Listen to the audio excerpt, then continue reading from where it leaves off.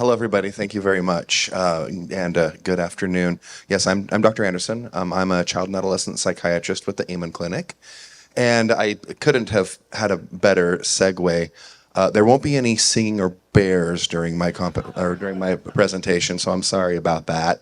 But as they very greatly alluded to and kind of talked a little bit about is the adolescent brain, right? And how it is different, how it doesn't mature yet. And I'm going to just run you through a handful of slides. Now, my slides are a little bit wordy, but I try to play to multiple learning styles. Some people aren't a hearing learning, they like to see and read.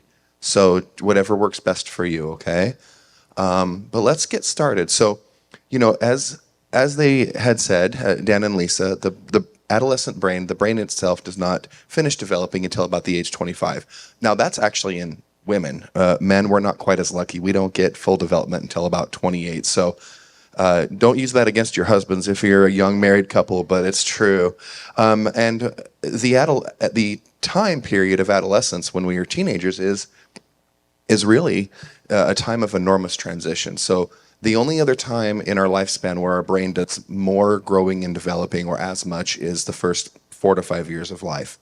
And then we kind of chill out for a little bit, and then boom, adolescence comes, and we get a whole host of things: cognitive changes, emotional changes, social, physical, hormonal, and then of course morals and values. And what that looks like is, as society puts more influences on us. And so we'll talk a little bit more about that, each of these in a little bit more detail. So again, introduction, adolescence typically occurs between the ages of 10 to 19, and there's a little bit of variability there, marked by, a number of different physical and mental, emotional, developmental milestones as we go from basically becoming a child to an adult. And in our society, especially in our society, where everything is moving so fast, social media, et cetera, our adolescents are facing more change and more challenges than anybody before. Some of the really cool research in sociology has shown that in the last 20 to 25 years, our society has advanced more than the prior 100 years before that. So that gives you an idea of how fast we have to run to keep up. And it's hard. It's hard to do. So we'll start with cognitive development, which of course is thinking of more in the terms of like thinking, reasoning, etc. And really, the teen's brain is wired for learning. This is a time when it is soaking things up like a sponge. And one of the ways that it does this from a neuroscientific standpoint is through a process called myelination.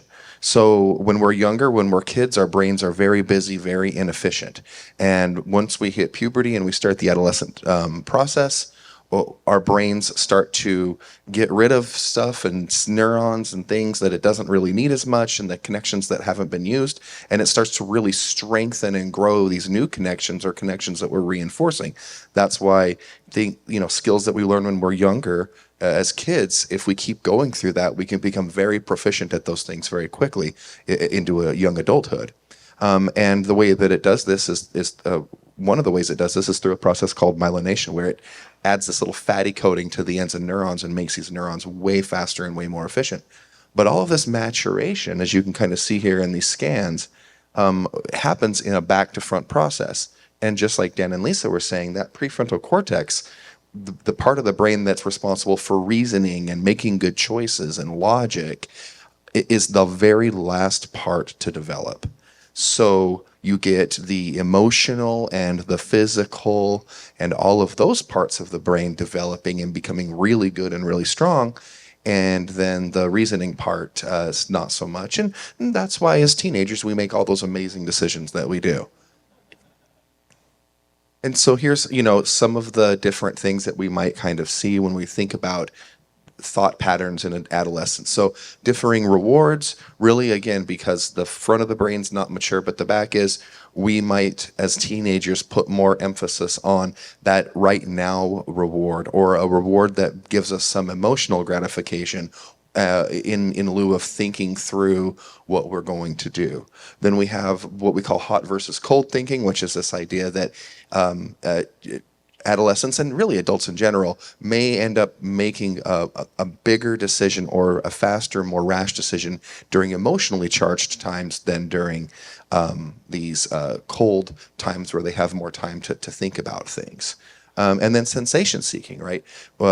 Teenagers typically look for novel ways to express themselves, to experience life. And of course, that stimulates those reward centers, those big emotion centers. And that can be a great thing. In fact, sensation seeking and exploration is healthy. But if the front part of the brain's not putting the brakes on it sometimes, then we're squealing out in the neighbors' driveways and we're doing all these things that we shouldn't be doing. And, sometimes we get away with it and sometimes it, puts us or somebody else in the hospital.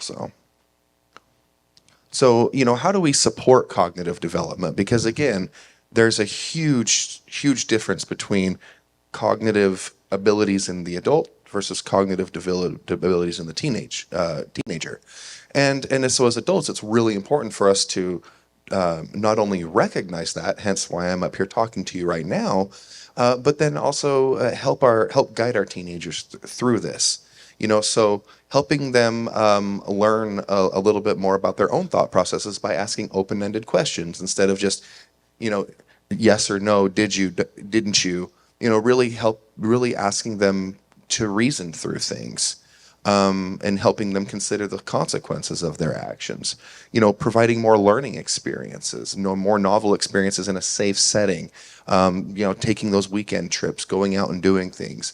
Promoting injury prevention and making sure that we're not letting our teenagers do anything too foolhardy. Sleep is huge. The brain is developing during adolescence. When the brain heals, when the brain grows, when the brain does so many different things that it does, is during sleep. If we are not sleeping, our brain is not growing properly. And when we do these SPECT scans, these functional images, and we're looking at what the brain is doing in real time, the sleep deprived brain looks as bad or worse than a lot of the substance abuse brains do. Because again, chronic sleep deprivation doesn't allow our brain to heal. And in today's chronically sleep deprived world where we're scrolling and scrolling and scrolling, oh, it's 2 o'clock in the morning, crap, I got to be up in 4 hours. You can do that once in a while, but if that's a consistent sleep habit for you, you are hurting your brain. There's no doubt about it. And then seeking out opportunities to engage as learners, volunteer opportunities, leadership opportunities, and supporting our adolescents. And this is, one of the big reasons we're here today. One of the things that I do for a living is, supporting our adolescents that have behavioral health, mental health disorders, learning disabilities, and making sure that they're getting the accommodations that they need too. Emotional development. Now, obviously, this is a big one right here, right? We talked a little bit about it already. But really, the emotional development is this process, that is being driven by physical changes, cognitive changes, changes in social groups. There's so many different things that go into this. But again, the emotional brain has developed long before the thinking, reasoning part of the brain. And so, teenagers experience big emotions. It's a time of intense, turbulent emotions that can be really hard to manage and control, And so little things can become big things very quickly. And that's why self-management is such an important part, right? And self-management, some of us are innately better at it than others, but it is not it's not an automatic thing that all of a sudden when we get our driver's license, we know how to manage our behaviors behind the wheel, or when we get a job, we know how to become an employee. These things are learned skills. And as parents, as adults in an adolescent's life, we can have a lot of power over how quickly and efficiently they learn these types of skills. And learning to recognize and manage and communicate emotions is huge. We have to teach our young people to have a healthy emotional vocabulary. So many young people deal with anger issues. And when you dive in, it's not that they're angry all the time, it's that they're frustrated, they're sad, they feel confused, they feel hopeless or helpless at times. But they only understand it as maybe as anger, and that's how it comes out. So sometimes just helping to develop these communication skills can mean the difference between the angry teen, the angry rebellious teen, and the teen who understands what it feels like to be frustrated or to be, or to feel at times confused or scared.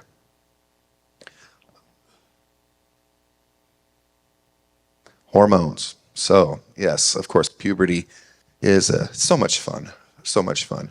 And there is a reason why, you know, when we go from children to teenagers, all of a sudden we see a huge increase in things like depression and anxiety. Now, this is a very multifactorial thing. I'm not trying to oversimplify it, but one of the major factors are hormones. Hormonal changes can have dramatic effects on not only our physical self, but our emotional and cognitive self, mental health. And again, because of the way our brains are developing and that back to forward, emotional, physical, and then cognitive, when all of these hormones bring about these big emotions and all of these new thoughts and feelings that we've never had before, those can be very strong, very intense, and very overpowering for our adolescence. We also think about peer relationships and hormones and first boyfriends, first girlfriends, romantic interests. All of these things come about during this time and can be very, very challenging. When we talk about stress and hormones and stress, right? And again, in today's day and age, we've got school, we've got jobs, we've got sports, we've got all of the global things that our teenagers are having to be aware of because of media and the news. That ignorance is no longer bliss in today's world. Everybody knows everything. And it's a stressful world for our adolescents. And both the acute day-to-day stresses that we all face that are a natural part of life, and these more chronic, insidious, almost traumatic stressors can all play a huge part in how our body releases hormones and how our brain reacts to those hormones.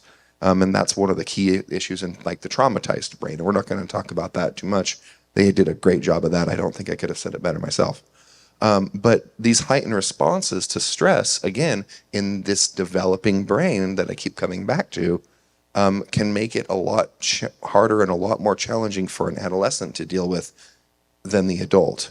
And as adults, we have to realize that and be willing and able to identify with these things, be willing and able to not push so hard sometimes, and remember that kids are not little adults. They need downtime. They need time with their friends. They need the ability to express themselves.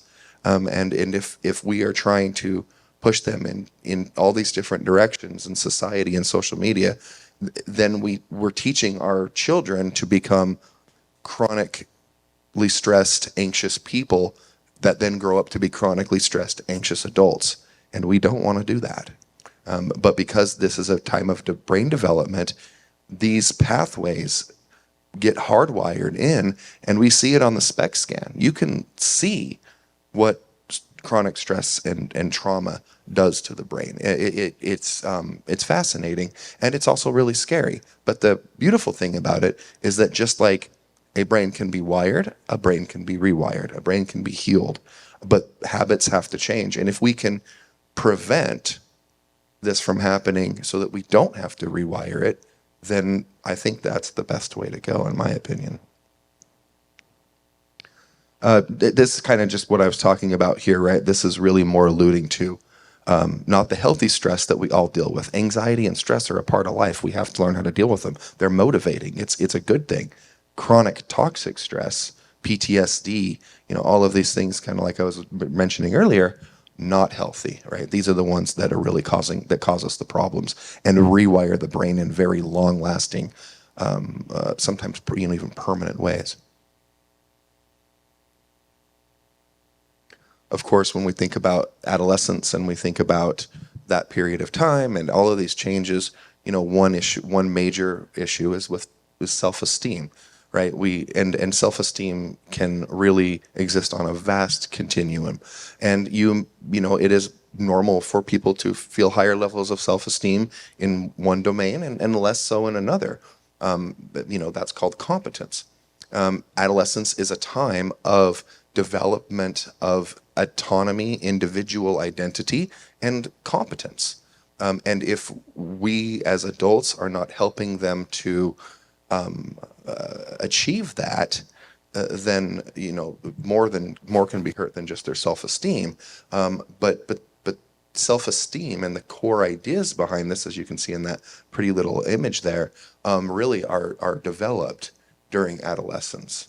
And of course can be highly influenced, by peer pressure, by social media, by school, by their own achievements, by family. So many things can affect the way we feel about ourselves and our ability to go about our life in the world. So, and then I like this little thing down at the bottom where, and this is true, and there's been multiple studies on this, that, adolescents that with a positive self-concept, experience much greater academic success and success in life than the ones who lack this ability. So, it's kind of their perception becomes their own reality.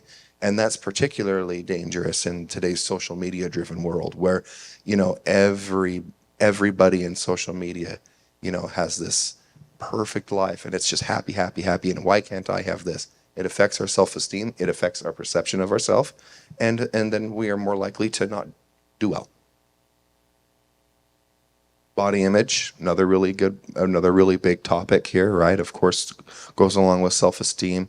I think all of us in this room, everybody has something about their body that they wish they could change. They want to work toward, and that's healthy and that's normal. Of course, feeling so terrible about yourself, and this again, where social media, on the filters and all the technology that people can apply to change the way they look, can be really damaging. But, if we don't have some appreciation for our body and some general positive regard for ourselves and who we are, it can create a really nasty situation. And this is where things like eating disorders and chronic anxiety and, suicides even can come from, especially, again, in today's very superficial and appearance-driven social media world. And as we all kind of alluded to, and as I was talking about earlier, adolescence is this critical time of identity formation. This is really probably the biggest and most core part of adolescence from an emotional, social standpoint. And it's the process of which we, again, go from kids to adults, but not just kids to adults, but when we create who we are as a person, when we start to understand ourselves and our roles in our world and in society and who we are as people. But during this very transformative process, this can vary very rapidly, and that's why we see teenagers, frequently maybe changing their social circles, maybe changing the way they look, their appearance, what they're into, what they're not into. Interests can vary wildly, and for parents, this can be difficult, especially if what their teenager is interested in doesn't vibe with, say, traditional family norms or expectations, or maybe they just legitimately don't agree with the choices that they're making. Now, of course, if they're dangerous, if they're hurtful, that's one thing.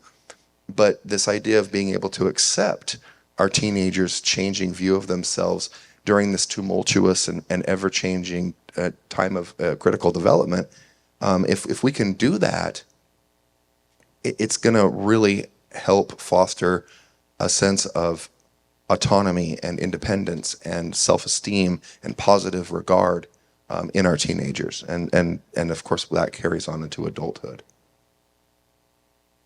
Now, as I alluded to a second ago, one of the things that changes with identity formation are social circles, right?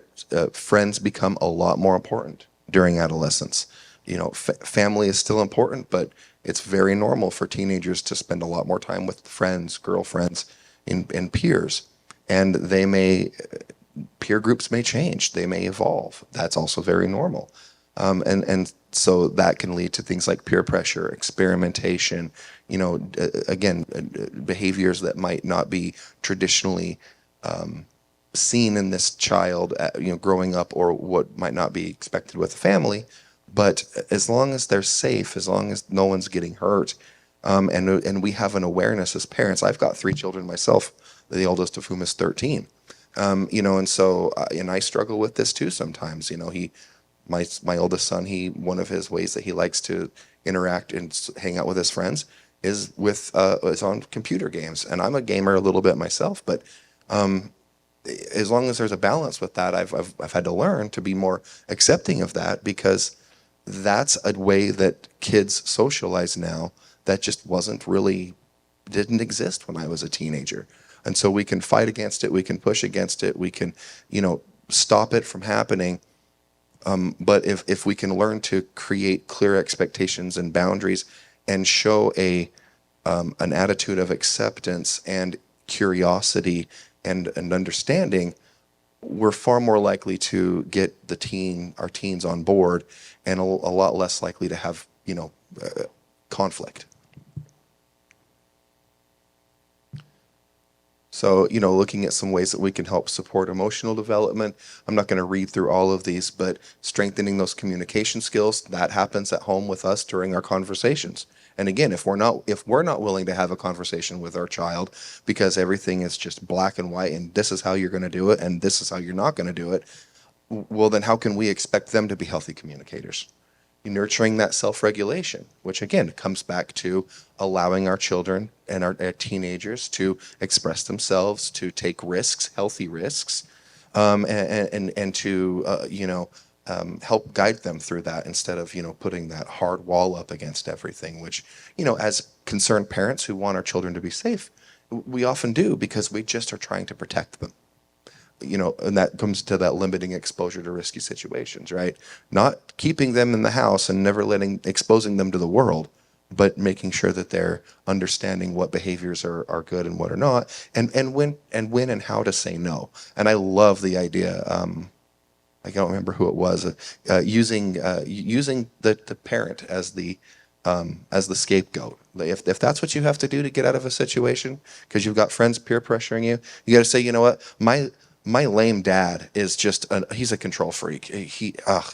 But you know what? If I do this thing, I'm not going to see daylight for a month, so I just can't. Okay, fine. I tell my son, throw me under the bus. I don't care. If your friends don't like me, whatever. I'm 39 years old. I don't give a crap. But I want them to like you, right? I want them to like you. Unless they're trying to put you in risky situations that are bad, then maybe we need to think about finding different friends.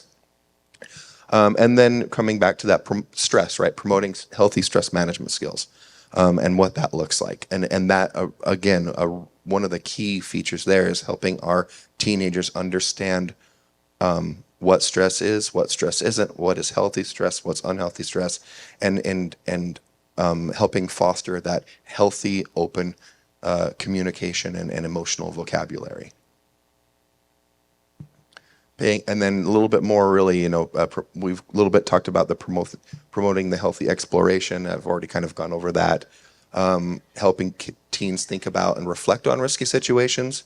And this was also brought up earlier, where, if you do get put into a risky situation, maybe you even made a bad decision. Maybe you did give in and you had a beer or something to that nature. If we as parents, if they feel like they could come and talk to us, or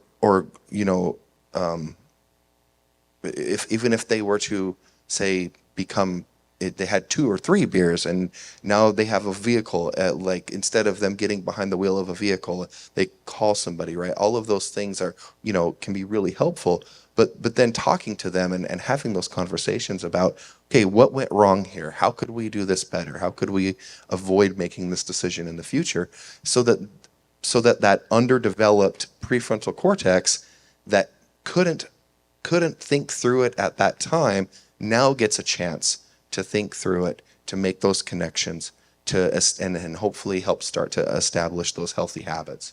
Because the more we do it, the better we get at it, the easier it's going to be the next time to make the right decision. Oh, and then paying attention to warning signs. Now, that's where a doctor like myself might come in. But of course, if our teenagers are expressing or showing signs of depression, anxiety, we're worried about substance abuse, there are things going on where they're like, okay, there's some big red flags coming up here. Not only do we have to be able and willing to have a conversation with our teenagers about it, but also knowing when it's appropriate to get help, and hopefully teaching them to know when it's appropriate to get help, which, for teenagers can be hard to do. For all of us, it can be hard to do sometimes. Social development, last little category we'll go through here. This is again a time of transition from childhood to adulthood, and that means adult social roles. So during our teenage years, we start to drive. We might get our first job. We're probably going to have our first girlfriend or boyfriend. We are going to start stepping into some adult social roles, and with that might also come more adult responsibilities.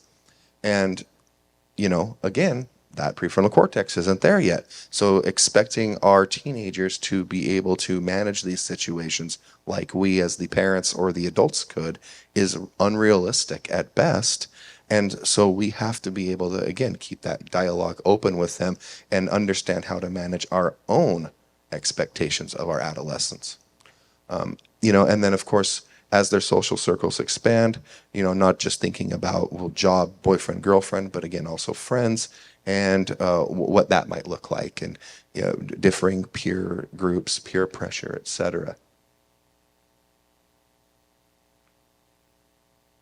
So kind of getting into that already, talking about different roles and responsibilities, physical development, right? So this is a time where many of our adolescents in society what may even become sexually active, and what that can bring. We start to look at, again, a whole host of body image issues and a lot of things that can come in that realm. And again, as parents, as mentors, as adults in these kids' lives, we have to be open and aware and educated about these things so that we then can help our adolescents get through this and manage these things in a healthy way. Some social challenges. Now, some of these are, I think, universal, and we've all experienced them. But of course, in today's day and age, there's a lot more avenues by which some of these things are coming through. We've talked a little bit about physical maturation and how that can have impacts on the way that they're viewed by their peers. The evolving friend groups.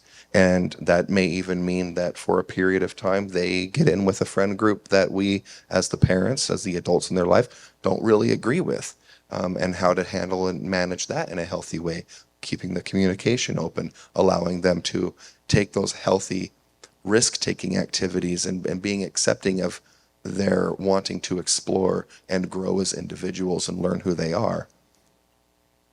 Of course, there's also, today's day and age, we have social media and the pressure and the things that come of that. And that we could have a whole day talk on that, no problem.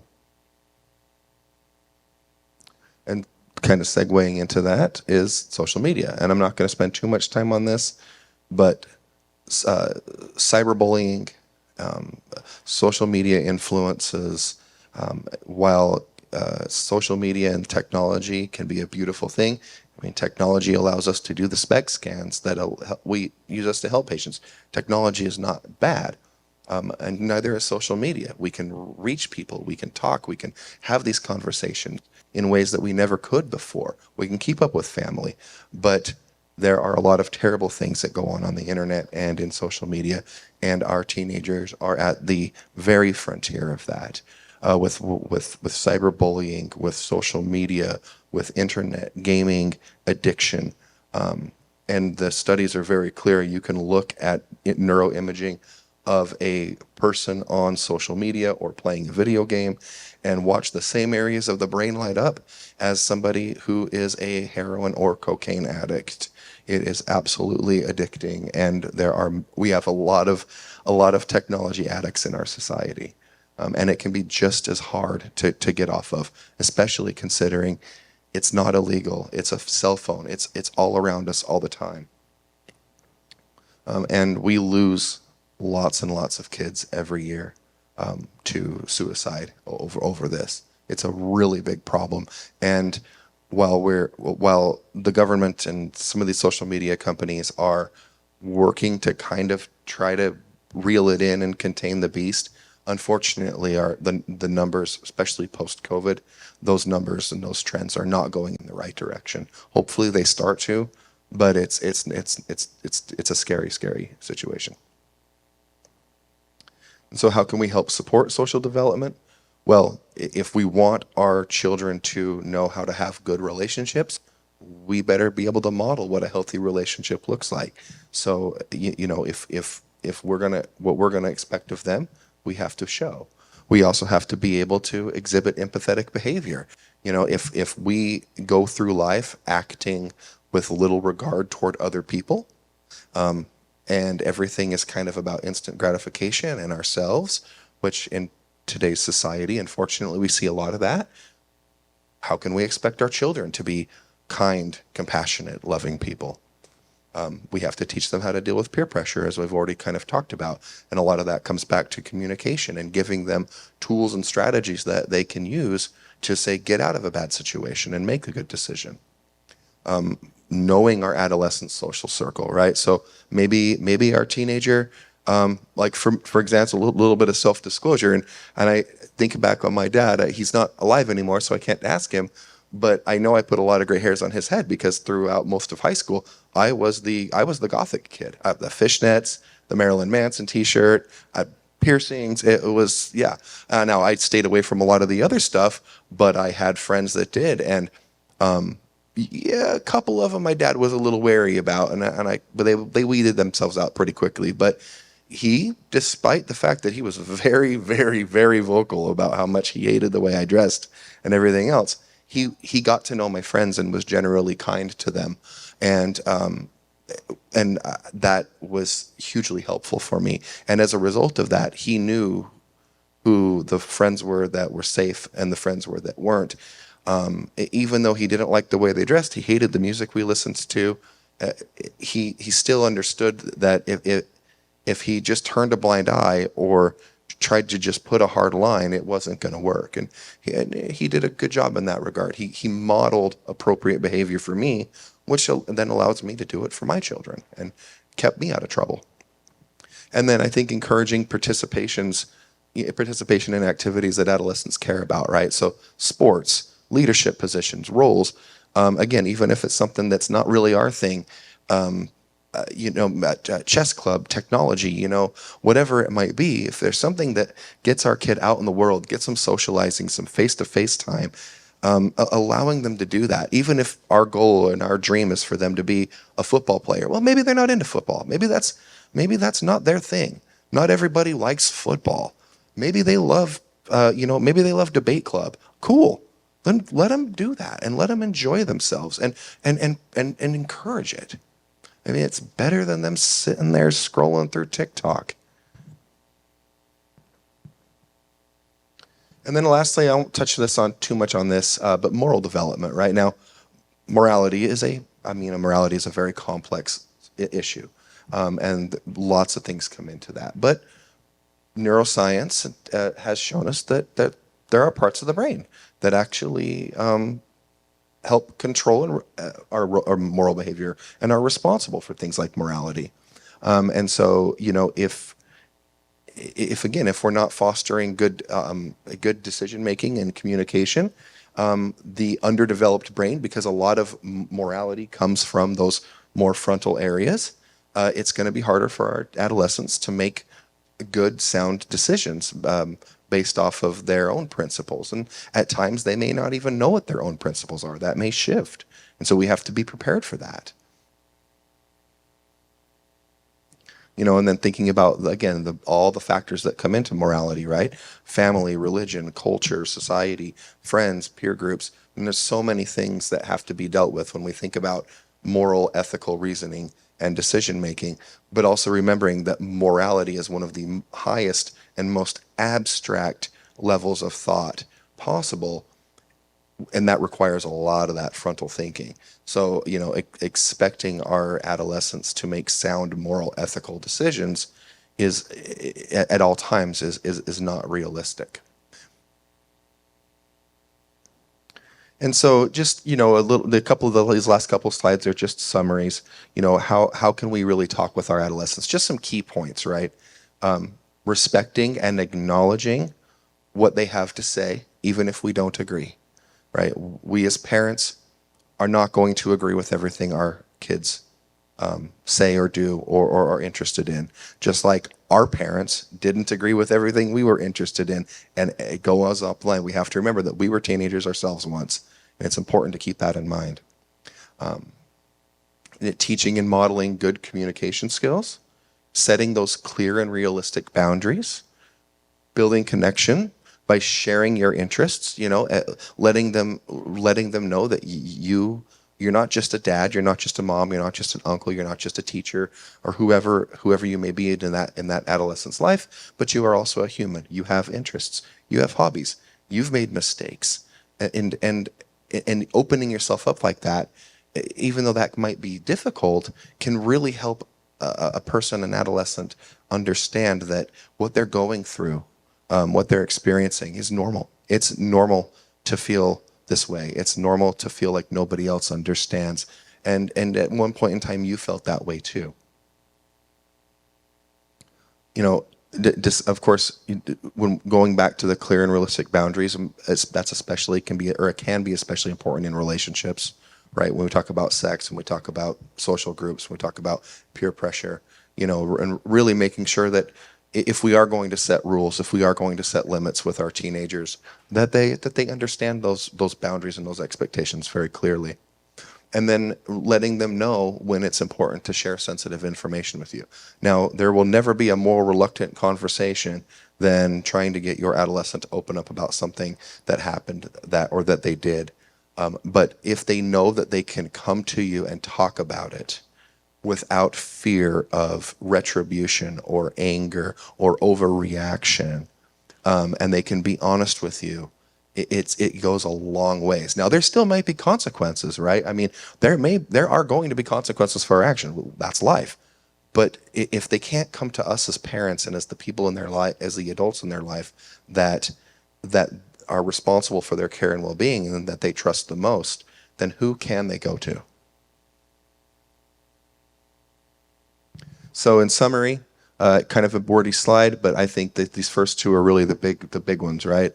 Children and teenagers are not just small adults.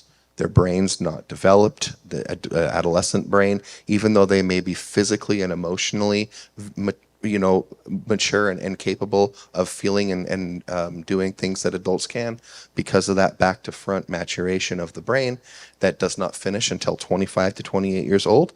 They do not have the same reasoning capabilities that we as adults do, even though some of us adults are better at it than others. And that their individual identities, which can change, that's a perfectly normal thing, and we're seeing that more and more with gender identity, with sexual identities. These are things that one or two even generations ago were not as complex or as big of an issue, partly because they weren't discussed or talked about as much. But there's been a lot of change in that regard too. But letting them know that their identities are valued and recognized, is really important, and for that self-esteem, for the identity formation, for all of these things. And the rest of it really, I think, is just kind of a highlight and summary of what we've already talked about. Huge increases in rates of mental illness, particularly substance use, anxiety, and depression during adolescence. A lot of that comes back to the hormones and their inability to then regulate those behaviors. We've talked about bullying, and that how clear and effective open communication with established boundaries and expectations, is how important that is. And then really helping them, remembering that, oh yeah, their brain's not able to appreciate the consequences of their actions at all times. So guiding them and teaching them and helping them understand what the consequences of actions might be, during that downtime after the dust has settled, or hopefully in advance to prevent, can be a really effective way to do it. But in order for that to happen, we as parents have to be willing to have those conversations. Just some resources that I myself really like and will recommend to patients, families. all the very frequently. So as parents, there's a lot of really great resources online. One of my favorites is it's an online parent management training. It does cost a few bucks, but it's relatively affordable. It's all online. It can be done on your schedule. It's called Love and Logic, and there's a few others out there that are really good. But it can be a great way as parents to help grow our skills. If we find that we are struggling with how can we communicate, how can we work with our teenager, if we're finding that we're struggling in that regard, that can be stuff like Love and Logic can be a great way to help us do better. Some great books out there for both parents and teens, tons and tons of them, more than I could list.